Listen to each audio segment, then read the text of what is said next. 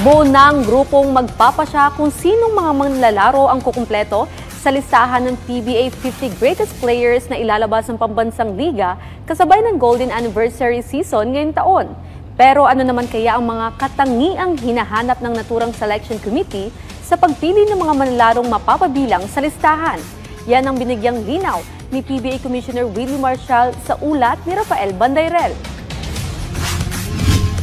Kasabay ng antisipasyon sa paparating na 50th season ng PBA ngayong taon, marami ring nakatutok kung sino-sinong mga manlalaro ang madaragdag sa listahan ng all-time greats ng pambansang liga. 10 mga manlalaro ang pararangalan sa pagbuo ng PBA 50 Greatest Players. Kaya naman, handa na rin ang selection committee na kinabibilangan ng PBA legends, dating coaches, pati na rin ng mga batikang miyembro ng media. Sa kanyang eksklusibong panayam sa PTV Sports, inihayag ni League Commissioner Willie Marcial na simple lang naman ang kriteria para sa pagpili ng mga masasama sa listahan.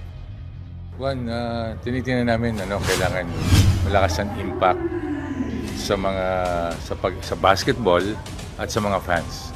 At malaking ginawa sa basketball, nakatulong sa PBA. Yun ang mga isa sa pinakamalaking criteria na tinitingnan natin. Inaasahan din ni Marcial na magiging mahigpit ang diskusyon ng binuong selection committee nang sa gayon ay mapili kung sino talaga ang mga manlalarong nararapat na mapabilang dito. Saka siguro mga 3 to 4 meetings, makakabuo na kami. Ang mahirap doon yung mga yung madaming mag-ano sa mga last 2 slots, last 3 slots, doon magkakabalitaktakan kung mga discussion na kung bakit to, doon lang tayo medyo sa nakikita ko. Pero yun nga, sana masayahan natin, mapagbigyan natin lahat yung mga fans.